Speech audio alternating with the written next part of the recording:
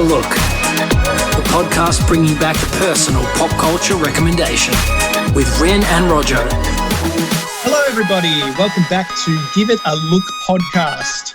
My name is Roger, and I'm here with Rin. Rin, how's lockdown treating you? Yeah, not too bad, mate. Keeping busy while watching movies. Yep. How about you? Yeah, similar. It's making me turn grey, though. I found a few extra grey hairs this morning, so that's that's always fun. I don't mind going grey, though. You know, I would rather go grey than lose all my hair. So we'll see how the genetic lottery works out for me. Maybe you'll end up a silver fox, as they say. Yeah, Daddy Sutton's very much in vogue at the moment. Oh, yeah, that's right. Or a George Clooney. The way this podcast works is that we each make a media recommendation to the other person that they have not experienced yet, and then we get to hear a little bit of feedback from them, a bit of a fresh take, a hot take, a burning hot take sometimes. So we're going to jump right into things, I think. Rin, my recommendation to you this week was the 2017 dramedy The Big Sick, starring Kumail Nanjiani. Now, this film was written by Kumail and his real-life wife, Emily. Mm-hmm. Sorry, it was written about their experiences of getting together, actually, and some of the circumstances surrounding them starting their relationship, and they're now married and kicking goals in Hollywood. Kumail, of course, is about to be inducted into the Marvel Cinematic Universe, so he's someone whose star is very much on the rise. But The Big Sick is semi-autobiographical, and Kumail plays himself. He's slumming it in the Chicago stand-up comedy scene, trying to make it big in the crowded scene. And he meets Emily at one of his gigs, and they have a one-night stand and kind of come to an agreement that that's all it was going to be. But there's something there for both of them, and they eventually start a relationship. And this is complicated by the fact that Kumail is from a Pakistani background. Culturally, arranged marriage is kind of the way to go in his family. And so he's not really sure how to go about introducing the fact that he's with this girl who's from a different culture to his parents. And eventually she finds this out and leaves him for a time until she actually gets very sick and ends up in a medically induced coma for a time. Kumail's character, it's a little bit of a fish out of water thing because he eventually crosses paths with her parents. They come to care for her, and it's him just navigating this relationship and what he's going to do about differentiating himself from the place that he's come from and moving into something new. So I thought this was a really sweet film with really great performances, but I'm interested to hear your opening thoughts, Rin. I think I was expecting more. I didn't not like the film. I didn't think it was wow. I did like the themes throughout it, though, you know, like the interracial relationship kind of aspect of it, you know, like the mum, for example, they have their family dinners, and each time she's like, the doorbell rings. Oh, who is that? I will go answer that. What a surprise. And, you know, and then there's this young single Pakistani girl there to be suited, I suppose, to Kumail. Oh, look who was in the neighborhood and just dropped by in our cul-de-sac, you know, kind of thing. Yeah. So I did find that aspect quite funny. And there were bits like where I'd have a laugh and everything. I don't know. For me, it was just, I don't know if there was that power for me or that pizzazz or like enough laughter, not laughter, but I guess, you know, effect on me. It was a nice film. Okay. Well, we'll get to final judgments a little bit later. I think you're right in saying that it is a slight film. I called it a dramedy. You know, it kind of has this lightness to start, and then the middle act is when Emily is in her coma is a lot more serious. What did you make of the central performances of Kumail and Zoe Kazan as Emily? Kumail I enjoyed him. The part I did like, you know, he was learning, I guess, about her and, you know, learning about himself as well while she was in this coma. And then there's a scene later on where they're having she's a wake party, and she kind of says, you know, that's all great. You've learned all this stuff. Oh, yes, you want to be with me, but you didn't want to be with me before. But for me, I've only just woken up, and the last thing that I remember is that you broke my heart. But for him, he's been next to her bedside the whole time and bonding with her family and getting to know all these things, you know. Actually, speaking of the family, I did want to bring up the mention of Ray Romano, which was nice, you know, Deborah. Deborah.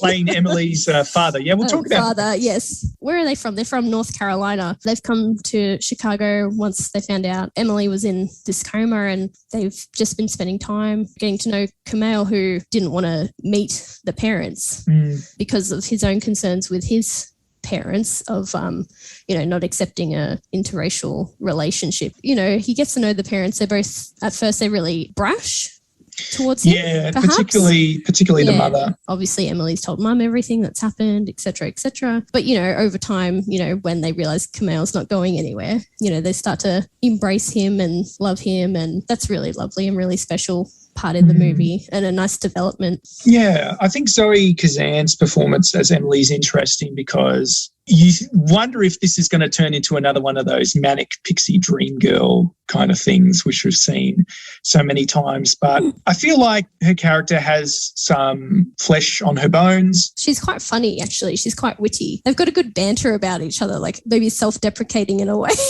Yeah, and she has a life. She's studying to be a therapist. She's got this past. She was in a serious relationship and a marriage which broke down. And what's really unconventional, I guess, is that she really does get taken out of the film more or less for a large part of its runtime, which is not something you see. So you go in assuming she's going to be another main character, and then she's basically out for the film until, the last bit.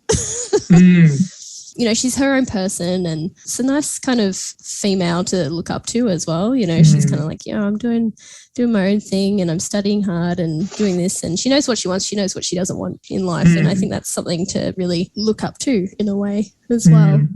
You mentioned Ray Romano as Emily's father. I really liked Holly Hunter as her mother, Elastigirl herself. It's really that's the voice, because I was like, that sounds very familiar. Yeah. She's got a very distinctive kind of voice, Holly does. Yeah. She's really good as this very quite stern, quite off-standing mother figure who doesn't take to Kumail at all until they kind of find some common ground later on. So it's nice performances all round. I think it's good to see an unconventional romantic lead as well.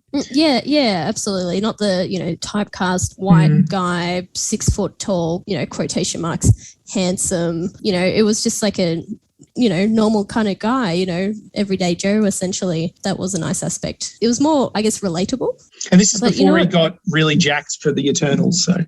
Well, I recognise him from Silicon Valley.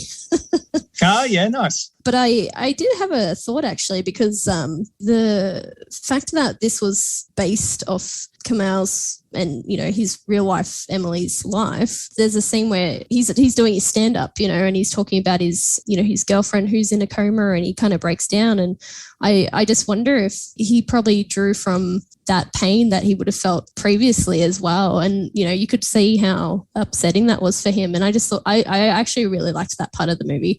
I mean, obviously it was quite sad, but, it was probably the part of the movie that I actually felt really deep, that those events actually happened to him, and Emily reliving that essentially as well would be a big thing to do. I think stand-up comedy is such an interesting art form because, we pay people to hear them make these sometimes painfully true observations about life. Sometimes they're able to make a joke about something that everyone experiences, and sometimes it's something quite rare, something that doesn't happen every day. And it's nice to see someone get behind something with some darkness and pain in it. Yeah, it's always nice to see people being vulnerable. And this was produced by Judd Apatow's company. Yeah, and they've kind of become specialists in this, the comedy sector, but comedy with an edge. I think sometimes a bit of slapstick, isn't it? Like he's been involved with a lot of great films. He's done movies such as 40-Year-Old Virgin, Knocked Up, Funny People, Trainwreck, those kind of films, he's been involved with as well. Yeah, his films usually are very, I guess, similar. Like it's always kind of like a, romantic comedy or comedy drama, those kind of stories. Cool. So wrapping up, give it a look or give it a miss? Yeah, give it a look. Give it a look on Netflix. I probably just don't feel the need to watch it again. Yeah, and not every good film is a rewatch kind of thing. But if it's worth a look, it's worth a look. It was quite pleasant. Let's say that. Just a nice warm hug. The audio of movies.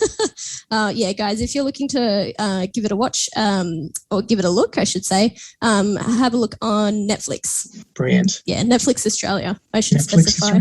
Yeah, that's all right. At least. Our accents may not have given us away yet. Someone's listening in Turkey going, why can't I find it on my Netflix? I don't know if they have Netflix in Turkey. I don't know. Probably. Who knows? Excellent. So, Rin, what was your film for me this week? Yeah. So my film for you was the 2008 movie Twilight, which was a ginormous hit. I just remember for myself being in, what year was I in? I'm pretty sure I was in year 9. I'd read the book in 2007, and when we found out the movie was coming out, everyone had lost their little minds. Yeah, this movie was huge, especially for people like of my age, like prime demographic, like 14, 15-year-old. And yeah, we went and saw this film and we just thought it was the best thing ever. I'm not going to lie. I've recently rewatched the whole saga. No regrets. You kind of know it's not great, but you just, for nostalgic reasons and for comedic reasons, I think, and ironically, you have to watch it. The plot is Bella Swan, a 17-year-old who goes to live with her dad, Charlie, in Forks, because her mum is married to this like minor league baseball player. So they kind of move around a bit. So she's like, okay, well, I'm going to go live with my dad, who she kind of doesn't really have much of a relationship with, I suppose, since she was younger. Charlie's also chief of police. He knows everyone around town. Anyway, so, you know, she starts school, starting to make friends, although she's like super awkward. You know, then there's this mysterious, you know, good-looking family that walks into the cafeteria. You know, they're all, mysterious, and everyone wants to be with them. And, you know, she's intrigued by them essentially. But there's, you know, and they're all they're paired off, you know, together, except for one who is Edward Cullen. There's a scene later on where they're in the car park and this van, you know, starts skidding along and almost, you know, goes towards Bella, and this is essentially going to crush her until Edward jumps in and, you know, gets in between her and this van and like stops it. Bella and Edward just have this intense look like, what the hell is that? You know, and Edward's looking at her like, oh my God, she knows my secret. And so he like runs off into the forest or whatever, and then she follows. They just go, you know, she's like, what is that? What are you? All this stuff. And he's like, you know, I'm a vampire. That's all very nice and well. And he's like, well, you know my secret now. Come see my family. They go to the family and, you know, some of the family is like, hi, nice to meet you. This is lovely. And then others are a bit more reserved, like, she will spoil our secret. They will know we are vampires. There's a scene where they go and play baseball. Some like rogue other vampires come in and, you know, they're like, oh, hi guys, you know, not realizing Bella's there, who is a human. So they try and hide her scent, essentially. You know, the wind picks up and one of the vampires kind of goes, I want to eat Bella. We better hide Bella. We got to hide her, get her away. They put her away in, I don't know, some ballet studio, and James, like the evil vampire, he hunts for sport. Like that's his thing, right? Like, and so, you know, he's like, he won't stop until he essentially hunts down Bella. And so, yeah, they, you know, eventually he finds Bella and, you know, then Edward comes and, you know, they have this big battle scene and, you know, James has already bitten Bella and got the, you know, vampire venom in her. But yeah, and just the facials from Edward as he's trying to suck out the venom is quite hilarious in itself. You know, and then fast forward, you know, they go to prom, etc., and they love each other. So that's basically the gist of the plot. Then you move on to New Moon after that. So yeah, tell me what are your thoughts? My thoughts. Well, how much time you got, Rin? Oh, well, mate, I think I just like explained the whole movie in probably the amount of time it to watch it. Before I get into it, I honestly feel like I need to check with you. Have I done something wrong, Rin? Are you trying to punish me for something? Is our friendship over? I just need to check. This movie I just love it, but I also ironically love it. But yeah. I love it. This is hot garbage, people. And most of you know that. When watching it, I tried my best to divorce myself from the history of memes and discourse that's been happening about this film since 2008. I was 16 when this came out, didn't want to touch it with a 10-foot pole because, you know, I'm just a 16-year-old edgelord and I want to be cool. And the books were in my house, but I had no desire to pick them up. First off, the look of the film, the colour grading on this film is disgusting. It's so bad. The director has been vilified for making this film so bad, like so dark, so like that's obviously why she didn't come back for the other films. It reminds me of one of those CSI flashbacks or reenactments from Cold Case. Dun, dun. No, that's Sphere or Law and Order. Something like that. I understand why it was made because vampires, sunlight, whatever, Forks is meant to be this dreary place, but it hurts my eyes, just the contrast of everything. And everyone looks unwell. It's like the rainiest, cloudiest part of America. Bella and Edward's first meeting in their science class is really one for the ages because I couldn't get over the fact that Edward looked like he was constipated the whole time. I mean, we understand later on that this is because he is disturbed by how tasty her scent is or her blood smells. Okay, full disclosure, Kristen Stewart and Robert Pattinson, they've gone on to better things since this, and it must be hard to get yourself locked into a franchise deal. You just have to stick this out with however the characters are written. But I was going to say Robert Pattinson has, like, condemned Twilight, being like, oh, God. Please, no. Like, leave it in the past. Very much left it in the past. Kristen, she plays Bella with such a strange affectation. She's really angsty, right? She's like, this mouth-breathing, like, anime character who doesn't make eye contact. Yeah, she's mumbling. She's like, I don't really like stuff. You know what really gets me, though, is like all the boys in town love her because she's like the new toy to play with. Do you know what I mean? Like they're all just like, oh, Bella, yeah. And I'm like, oh, okay, she's really boring and dull. Rin, she's a nothing. She's a nothing character. What does this character want? Like, what is she into? What is she interested in? She's only into Edward, obviously. Well, what was she into before she met Edward then? I mean, she occasionally listens to something on her iPod. That's really all there is. And this group of kids who kind of take her in at high school, they seem kind of cool. Actually, I want to hear more about them. I want to see her enjoying herself with them a bit more, not being isolated by this guy. Did you notice a young Anna Kendrick in the film? Of course. Love Anna. Yeah. And, you know, she's just a small good part. Good mentionable cast members in the film as well. What I did want to ask you about was what did you think of the movie soundtrack? Because it's a banging soundtrack.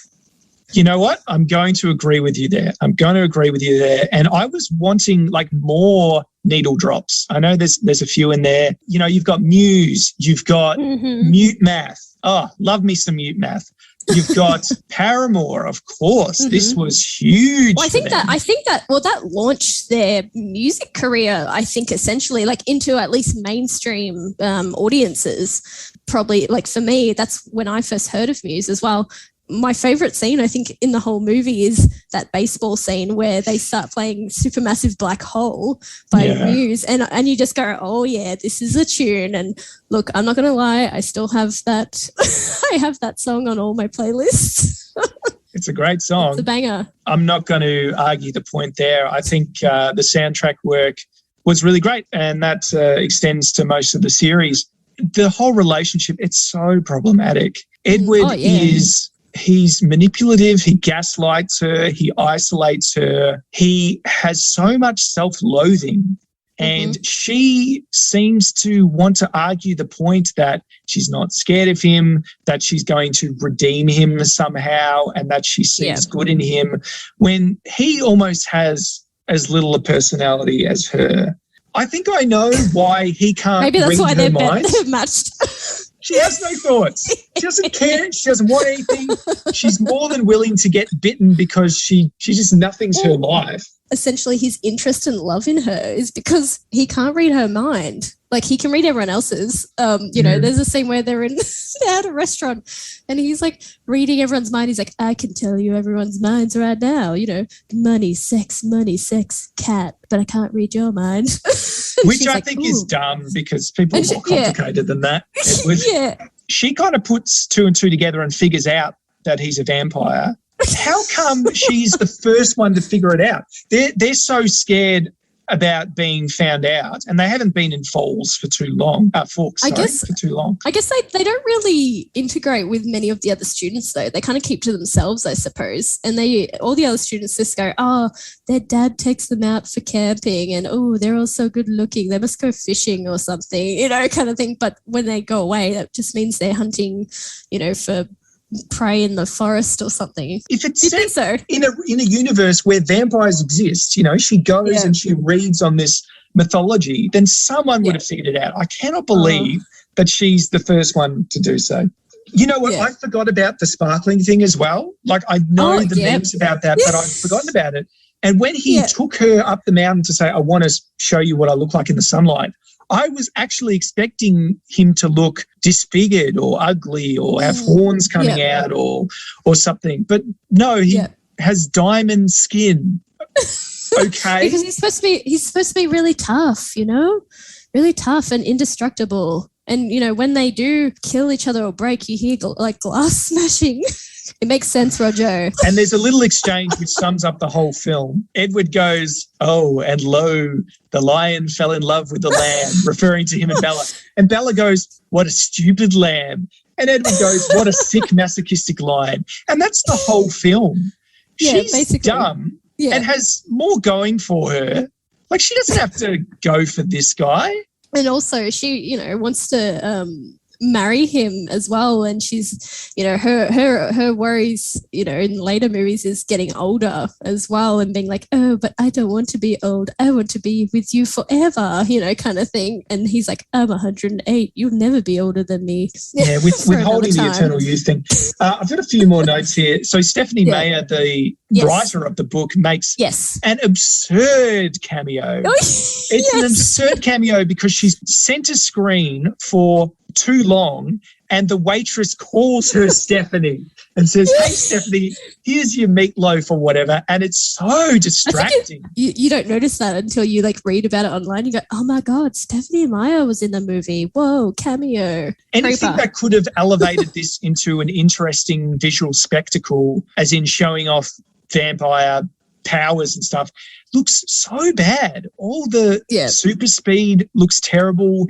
Anything grisly is muted. There's barely any blood. Like it's so glossed over. It's quite PG in a sense, isn't it, in that regard? Bram Stoker is rolling around in his grave kind of thing.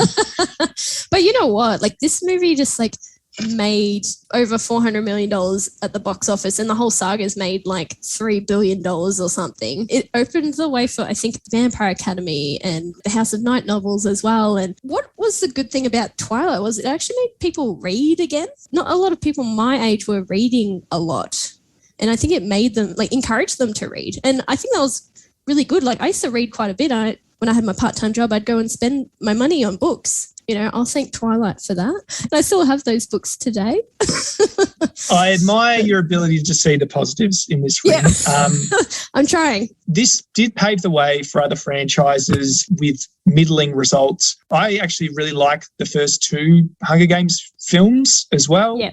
They're not perfect, but and I feel they're much better than this as well. I think they've got much more to say. Because going with the Hunger Games series, I actually really liked the movie adaptations. Personally, I thought they were pretty close to the books, so I was quite happy with that. Look, with the Twilight series, it's very repetitive and the same descriptions, and it's just an easy read, I suppose. Did you find any major differences between the book and the film? Because I haven't read it. I can't remember. It was 10 years ago. Okay, fair enough. I remember how I felt reading them, if that makes sense. Going, oh yes, this is a bit repetitive, blah blah blah. But still, we were stoked to go and see this film when it came out, and we went and saw it 2-day like an advanced screening like through the school, and everyone like screamed, you know, when the movie started. And it was just, I think for me, it's like really nostalgic, and it just like, you know, puts you back in that time. Yeah, it was something like really exciting for everyone, and it was something like didn't matter what clique or group you were in at school, like everyone had read the book and everyone knew the same thing. So it was like a topic of conversation, I suppose. It was an event, a different time. Yeah, different time. Well, and again, that's good that you can appreciate this. You might have heard the discourse about the Twilight saga being this analogy for abstinence as well. Yes. Like this movie is so horny. It's so horny. You know, the fact that Edward is driven insane by her scent and he wants to suck her blood, per se, you know. And there's just this really toxic and unhealthy undercurrent of self-loathing and an imbalance between what each of them wants. And I can feel your hatred coming through the... Ren. This is high grade trash. And look, any kind of ironic kick you can get out of it, good luck to you. This is absolutely given a miss. This film just needs to be just put away. And if you did want to check this one out, it is on Aussie Netflix until the 18th of September, which is probably already passed. What a shame. Oh, don't worry. People will want to find it. They'll find it. Well, that's all for this edition of Give It a Look. We are actually going to move into something a little bit different in October. October is going to be our first music month, so we're looking forward to that. And we've already got our first album recommendations for each other lined up. Rin, what's your first one for me? So my recommendation for you is the album Tapestry by Carole King. It's one of my favorites, something I have going on in my car constantly. I have it on CD for my old car, not so much now. So I use my Spotify, but you know, it's still there. So yeah, it's one of my favorites and something I constantly sing around to. So yeah, no, I'd be keen to see what you reckon of that album as well.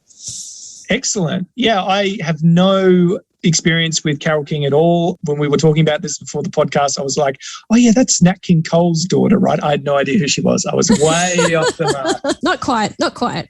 And my recommendation for you is White Ladder by David Gray, the singer-songwriter, an album that's been in my life since I was about 14 and is a really old favourite. So I'm excited to hear what you think of that. I'm keen, and, you know, pop it on in the car. Why not? Have a sing-along. You know what I'm thinking as well? I think people will start to think I'm quite old in my tastes, you know, with all my recommendations. But let's be honest, I'm basically 80 years old.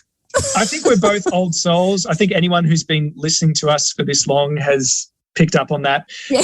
I'm really excited. I love music and I'm really excited to discover more because I don't discover enough new stuff. Mm-hmm. So that's what we'll be bringing your way in October. But until then, we hope everyone's doing well and comforting themselves with something that they love and keeping up to date with the people that they care about. Rin, did you have anything else to say? Yeah, just stay healthy, stay safe, stay happy, and we'll catch you guys next time. Wonderful. Have a good one, everyone. Bye, guys.